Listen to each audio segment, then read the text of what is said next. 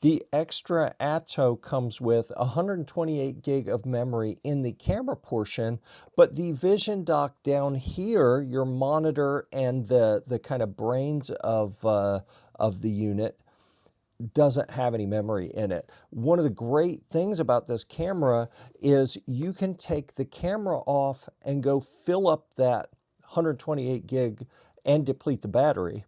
Then when you come back and connect it to the vision dock, it's going to transfer files over to your memory card if you have it on there, but also recharge the camera. So this is very, very useful. So you want to keep this charged and you want to keep a large memory card in it so you can offload all your pictures and video from that onto the memory card, and then this is ready to go shoot video again. The way we do that is we come over to this side and we're going to get right under this edge. I'm just getting my thumbnail under there. I'm not sliding. So every action camera I've had before, you had to slide and then lift that door. That's not the case here. You just pop it open. And here we have the charging port and our memory card slot. So in that memory card slot, I'm going to put this Samsung EVO Select. We've got transfer speeds up to 160 megabytes per second. And what I have been told is the important thing right here is that it'll handle 4K Ultra, and V30 is what you're looking for. That's what I'm told. So if you are looking to get a memory card for an action camera, anything that'll shoot in 4K, make sure it'll do that, has that V30.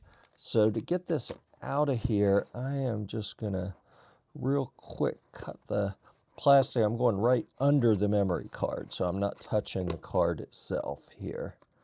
All right, so that's out. Now we just have to figure out which way it goes in. It'll only go in one direction smoothly, so we'll try it this way. That looks like the right way.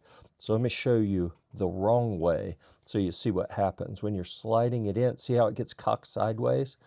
If you wiggle it and it still gets cocked sideways, that's backward. So take it out, flip it over. If it'll go about halfway in and it hadn't cocked sideways yet, then that's the correct way. When we get to here, I'm putting my thumbnail on it and pushing down below flush. And then when I let go, it'll lock into place. If I want to take it out, I push below flush again. And then when I let go, it's going to pop partway out. You got to be careful. I kept my thumb over it. If you don't, sometimes when you pop it out on some devices, that will actually fly across the room. So you got to be careful. This one doesn't seem to do that.